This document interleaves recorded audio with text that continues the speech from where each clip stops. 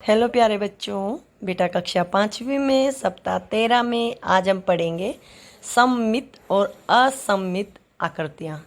सममित यानी जो समान हो, असममित यानी जो समान ना हो। अब मान लीजिए किसी आकृति को आप दो बराबर भागों में बांट दें और वो बिल्कुल हूबहू एक जैसी हों, तो वो हमारी सममित यानी सिमिट्री आकृतियाँ शेप्स होती हैं। ठीक है, लेकिन अगर आप जिसको अगर हम दो भागों में बांट दें या उसके बीच में कोई लाइन लगा दें तो वो बराबर ना हो। ठीक है बेटा, जैसे अभी आकृतियाँ इनको देख लीजिए, आपको अच्छे से समझ आ जाएगा।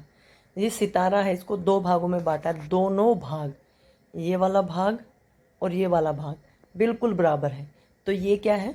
सममित। और आप इंग्लिश में इजीली बोल पाएँ तो सिमिट्री। ठीक है, दिखने में एक जैसी, हूबहू। जैसे जुड़वा बच्चे होते हैं ना, दिखने में एक जैसे होते हैं, सिमिट्री होती है उनमें, उनके नैन नक्श एक जैसे होते हैं। ठीक है, तो ये उस तरह से समझिए आप। तो इसमें सम्मित है, इसमें भी सम्मित है। अब ये देखिए, क्या आप बता पाएंगे ये सम्मित है या नहीं है? ये भी है बेटा, क्योंकि ये आकृति टेढ़ी है, इसलिए आप ऐसा मत सोचना कि ये नहीं है। ठीक है, ये वाली भी है, ये वाली नहीं है। ऊपर वाला भाग छोटा है, नीचे वाला भाग बड़ा है, तो 5 नंबर की नहीं है। जो ये वाली है ये भी है, ये वाली भी है, और ये वाली नहीं है। क्यों नहीं है? देखिए, आपको समझाना चाहूँगी, जो ये आकृति थी, ये वाला भाग भी टेढ़ा था, ये वाला भाग भी टेढ़ा था, बराबर भागों में कर दिया इसलिए बराबर आ गई।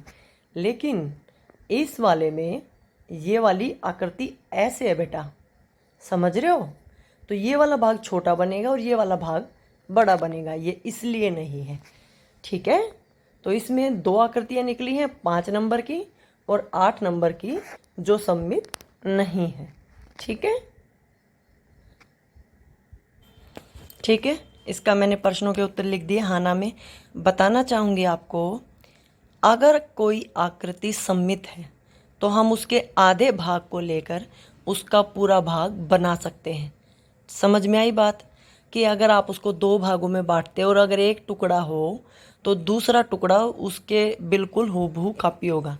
लेकिन अगर वो सममित नहीं है, सिमिट्री नहीं है, तो हम उसको पूरा इजीली नहीं कर पाएंगे। समझ रहे हो? जैसे अब यही थी बेटा, इसको दो भागों में बांट रखा है, हमारे पास ये भाग था, तो हम इस तरह से करके इसको पूरा कर सकते हैं। ये सिमिट्री है, इसलिए पूरी हो जाएगी। ठीक है, अगला है, प्रत्येक आकृति पर समरूपता की एक रेखा खींचिए। मतलब इसको आपको दो बराबर भागों में बांटना है, तो कैसे करेंगे? बीच में से बिल्कुल ऐसे लगा दीजिए। ठीक है, ये दो भागों में बांट हो गई। इसको ऐसे कर दीजिए, इसको ऐसे कर दीजिए, इसको ऐसे कर दीजिए। ठीक है, इसको ऐसे, इसको ऐसे, इसको इसके ठीक बीच में और इसको इसके ठीक बीच में। इस तरह से बेटा आप इनको आधा कर लीजिए। ठीक है, समरूप कर दीजिए, दो बराबर भागों में बांट दीजिए। ठीक है, ठीक है बेटा। अगला है, बिंदु रेखा से दो भागों में बांटी गई। देखिए, इसमें ज़्यादातर आकृतियों को दो भागों में बांटा गया। 1 2 3 4 5 6 7 8 9 10 11 12 13 14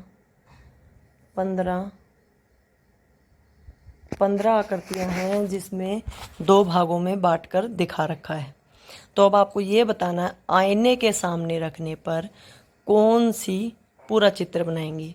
बताना चाहूँगी, जो समरूप होंगी ना बेटा, वो हमारी आईने के सामने पूरा चित्र बनाएंगी। मैं आपको पहले क्वेश्चन में बता रही थी ना कि जब हम दो आकृतियों को लेते हैं और वो बराबर होती हैं तो हम दूसरी को पूरा कर सकते हैं।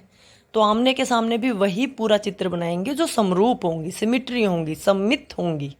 ठीक है, तो देखिए पहली वाली पे चलते हैं। पहले वाली हो जाएगी, बिल्कुल पहले वाली होगी, मैं टिक लगा देती हूँ जो जो होंगी। दूसरे वाली ये नहीं होगी बेटा, बताऊं क्यों? क्योंकि देखो जो ये आकृति है और ये आकृति है ये भिन्न है। आकृति के कोने भी देखने आप लोगों को, ठीक है। दूसरे वाली नहीं होगी। 3 नंबर की आखिरी पत्ता बिल्कुल होगी, ठीक है। 4 नंबर वाली भी होगी, 5 नंबर वाली ये भी होगी, 6 नंबर वाली तितली ये भी होगी, 7 नंबर ये भी होगा, 8 नंबर ये भी होगा, 9 नंबर ये तितली नहीं होगी। क्यों नहीं होगी? क्योंकि बेटा इसमें देखो ऊपर उसके जो पंख हैं वो ऊपर आ गए, नीचे तो पंख है ही नहीं, जो चोंच होती है इसकी, ये वाली जो दिख रही है ना ऐसे घूमी हुई है ये वाली, ठीक है, इस वजह से नहीं होगी। 10 नंबर वाली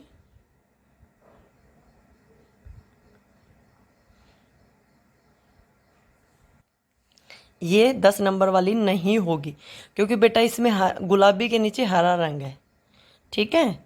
और अगर हम इसका सिमेट्री देखेंगे तो गुलाबी के नीचे गुलाबी रंग होता ना, तो होता। अब अगर हम इसको सिमेट्री करेंगे तो रंगों के हिसाब से ये नहीं होगी। हर चीज़ का ध्यान रखना हमें। 11 नंबर की भी नहीं होगी बेटा, क्योंकि देखिए उसमें ऊपर की तरफ है और इसमें नीचे की तरफ है। जो ये लाइन लगी हुई है ये इसमें ऊपर की तरफ है, उसमें नीचे की तरफ है, जब हम उसको सिमेट्री बना रहे हैं, ठीक है। 12 नंबर वाली भी नहीं होगी, क्योंकि देखो इसमें नीचे त्रिभुज बना रखा है और ये त्रिभुज नहीं होगा, ठीक है। ये वाली मछली 13 नंबर की होगी। 14 नंबर की नहीं होगी क्योंकि उसके पीछे से कट लगा रखा है, ठीक है। और जो 15 नंबर वाली है वो होगी बेटा, क्योंकि उसमें सही सही दिखा रखा है। तो आपने देखा कौन कौन सी आकृतियाँ जो नहीं होंगी वो बताती हूँ मैं। 2 नंबर की 9 10 11, 9 10 11 12 14, जो ये आकृतियाँ हैं ये सिमेट्री नहीं होंगी, ये आईने के सामने वैसा ही चित्र नहीं बनाएंगे। समझ में आ गया आपको? हेलो बच्चों, जीवन कौशल में बेटा आज हम जानेंगे नकली मुद्रा यानी नकली नोट की आप लोग पहचान कैसे करोगे, ठीक है। सबसे पहले हमारा प्रश्न है 100, 10 व 500 का एक एक नोट लीजिए। देखिए ये 10 का नोट है, ये 100 का है और ये 500 का है। अब उन्हें देखकर बताएं संख्या व चित्रों के रुपए के नोट पर क्या क्या देख पा रहे हैं। एक तो बेटे देखिए 10, इस पे गांधी जी का फ़ोटो है सभी नोटों पे, है ना। दूसरा देखिए बेटा इसमें जो ये चक्र है, चक्र दिखाई दे रहा है आप लोगों को। इसमें क्या है आप लोगों को पता नहीं होगा लेकिन मैं बता देती हूँ। ये गुजरात के पाटन ज़िले की रानी की बाव है बेटा, बाव, ठीक है। गुजरात में एक ज़िला है पाटन, वहाँ पे जो रानी की बाव, रानी की बाव वो है बेटा ये, ठीक है। और ये जो है ये आपका लाल किला जहाँ पर अभी 15 अगस्त मनाया गया था ना, ये वो है, ठीक है। तो आपको यही बताना है कि इन चित्रों में क्या है, ठीक है। और ये बेटा जो 10 रुपये के नोट में है ये कोणार्क का सूर्य जो मंदिर है, कोणार्क एक जगह है वहाँ पे जो सूर्य मंदिर है वहाँ से लिया गया है, ठीक है। अलग अलग नोट में अलग अलग आकृतियाँ हैं, सभी में नंबर लिखा हुआ है, नंबर यानी जो नोट की संख्या होती है वो, और सभी में इनकी संख्या लिखी होती है कितने रुपए का नोट है, ठीक है बेटा। और फ्रंट साइड में मतलब सामने की साइड में सभी में महात्मा गांधी की फ़ोटो है, पीछे की साइड में अलग अलग है, ठीक है।